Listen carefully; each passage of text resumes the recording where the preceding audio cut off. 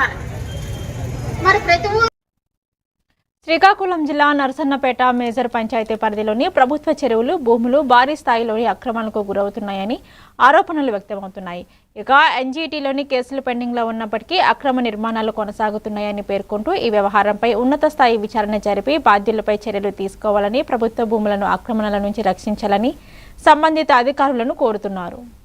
ఈజీఆర్ఎస్లో కానీ, సంబంధించిన రెవెన్యూ అధికారులకు కానీ, సంబంధించిన పంచాయతీ అధికారులకు కానీ నేను పలుమార్లు కంప్లైంట్ చేయడం జరిగింది. ఇదే విషయంపై మన రాష్ట్ర మంత్రివర్యులైన నారా లోకేష్ గారికి, మన రాష్ట్ర ముఖ్యమంత్రులైన నారా చంద్రబాబు నాయుడు గారికి, అలానే పంచాయతీరాజ్ కమిషనర్ గారికి, డిప్యూటీ సీఎం పవన్ కళ్యాణ్ గారికి, అలానే సిసిఎల్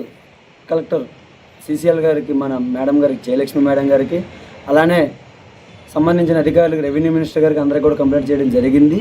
ఈ ఒక్క విషయంపై నాకు జిల్లా కలెక్టర్ గారు ఈరోజు ఒక నివేదిక ఇవ్వడం జరిగిందండి.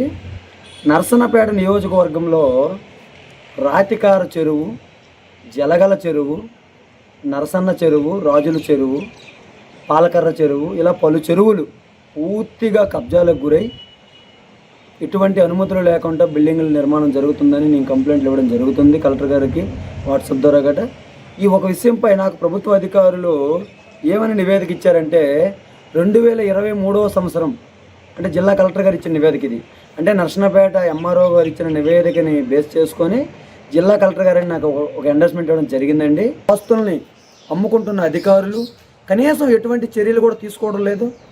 రోజుకొక చెరువు చొప్పున కబ్జాలకు గురవుతుంది.